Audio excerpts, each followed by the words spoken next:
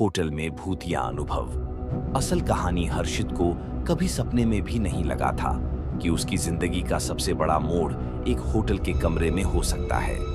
वह एक छोटे से गांव का लड़का था। उसकी पढ़ाई पूरी होने के बाद उसे एक बड़ी कंपनी में काम करने का मौका मिला था। एक दिन उसकी कंपनी ने उसे एक महत्वपूर्ण मीटिंग के लिए दिल्ली भेजा। दिल्ली पहुंचने पर हर्षित को एक प्रसिद्ध होटल में ठहरने के लिए कहा गया।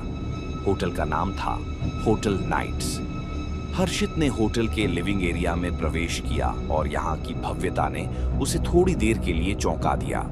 सब कुछ बहुत खूबसूरत था। सोने की तरह चमकते गहनों से सजी दीवारें, महंगी लकड़ी से बनी दीवारें और चाय के प्यालों से भी महकती हुई हवा। हर्षित को होटल के रिसेप्शन से एक कमरे की चाबी मिली। जैसे ही उसने कमरे का दरवाजा खोला, एक अजीब सी ठंडी हवा का झोंका उसके चेहरे पर पड़ा। कमरे की दीवारों पर अजीब से चित्र थे और एक खिड़की खुली हुई थी जिससे बाहर की हवा आती थी। लेकिन हर्षित ने इस पर ज्यादा ध्यान नहीं दिया और बिस्तर पर लेटकर अपना काम करने लगा। रात का समय था और वह काफी थका हुआ महसूस कर रहा था। तभी उसे कमरे के एक कोने से हल्की सी आवाज सुनाई दी, जैसे कोई धीमी धीमी सी खांसी ले रहा हो। उसने मुड़कर देखा लेकिन कुछ नहीं था। ये शायद उसकी थकावट का असर था, उसने सोचा और फिर से अपना ध्यान काम में लगा लिया। लेकिन तभी वह आवाज फिर से आई, एक घुटी हुई खांसी, जैसे कोई बहुत पास खड़ा हो। वह डरते हुए धीरे धीरे कमरे के कोने में गया। कोई नहीं था। उसकी घबराहट बढ़ रही थी। फिर अचानक कमरे की लाइटें झपकने लगी, जैसे कुछ अजीब हो रहा हो। वह कमरे से बाहर भागा। रिसेप्शन पर जाकर उसने होटल के स्टाफ से इस बारे में पूछा। रिसेप्शनिस्ट ने मुस्कुराते हुए कहा, सर, आप चिंता न करें, यह पुराना होटल है, कभी कभी ऐसा होता है। कोई भूत प्रेत नहीं है, बस आपकी आंखें थकी हुई हैं। लेकिन हर्षित का मन नहीं मान रहा था। क्या वाकई कुछ अजीब था? क्या वह अकेला था यहाँ? उसके मन में सवालों का सैलाब उमड़ रहा था।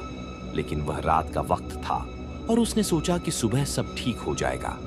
अगली सुबह हर्षित ने फिर से उसी कमरे में जाने का फैसला किया और अचानक उसकी नजर एक पुराने फोटो फ्रेम पर पड़ी। फोटो में एक परिवार था, पति, पत्नी और 2 बच्चे। वे सभी बहुत खुश दिख रहे थे। लेकिन जो बात उसे हैरान कर गई वह यह थी कि उस परिवार के चेहरे पर हल्का सा धुंधला चेहरा था, जैसे किसी का चेहरा काट दिया गया हो। उसने फोटो को उलट दिया और पीछे की तरफ देखा। लिखा था, हमेशा सुरक्षित रहो और इस होटल को छोड़ दो, नहीं तो तुम कभी बाहर नहीं निकल सकोगे। अब हर्षित का दिल तेजी से धड़कने लगा। वह फोटो को छोड़कर कमरे से बाहर निकला और रिसेप्शनिस्ट से और जानकारी प्राप्त करने का सोचा। रिसेप्शनिस्ट ने बताया कि यह होटल 100 साल पुराना है और कई साल पहले यहाँ एक परिवार की हत्या हो गई थी। उसने होटल की पुरानी किताबों में खंगालते हुए पाया कि वह परिवार उस होटल में कई साल पहले ठहरा था। एक रात अचानक उनकी हत्या कर दी गई थी। पुलिस ने कोई सबूत नहीं पाया और परिवार का रहस्यमय तरीके से गायब होना होटल के इतिहास में एक काला धब्बा बन गया। हर्षित ने होटल के बारे में और जानकारी प्राप्त करने के बाद वह अब और भी डरा हुआ था। उसने रात के समय फिर से उसी कमरे में जाने का मन बनाया। वह जानता था कि यह कुछ बड़ा और खौफनाक था। रात के समय जैसे ही वह कमरे में वापस आया, कमरे का माहौल और भी अजीब हो गया। खिड़की से बाहर घना अंधेरा था और कमरे में ठंडी हवा चल रही थी। अचानक कमरे के दरवाजे की ध्वनि सुनाई दी, जैसे कोई अंदर घुसने की कोशिश कर रहा हो। हर्षित ने दरवाजा खोला लेकिन कोई नहीं था। तभी कमरे की लाइटें फिर से झपकने लगीं। वह पीछे मुड़ा और देखता है कि कमरे में एक धुंधली सी आकृति खड़ी थी। वह आकृति धीरे धीरे उसकी ओर बढ़ने लगी। हर्षित का दिल तेजी से धड़कने लगा। वह समझ चुका था कि यह कोई और नहीं बल्कि उस परिवार के भूत थे। वह भागने के लिए मुड़ा लेकिन कमरे का दरवाजा बंद हो चुका था। उसे लगा जैसे कोई अप्राकृतिक शक्ति उसे रोक रही थी। तभी कमरे में एक हल्की आवाज आई, तुम हमें बचा सकते हो।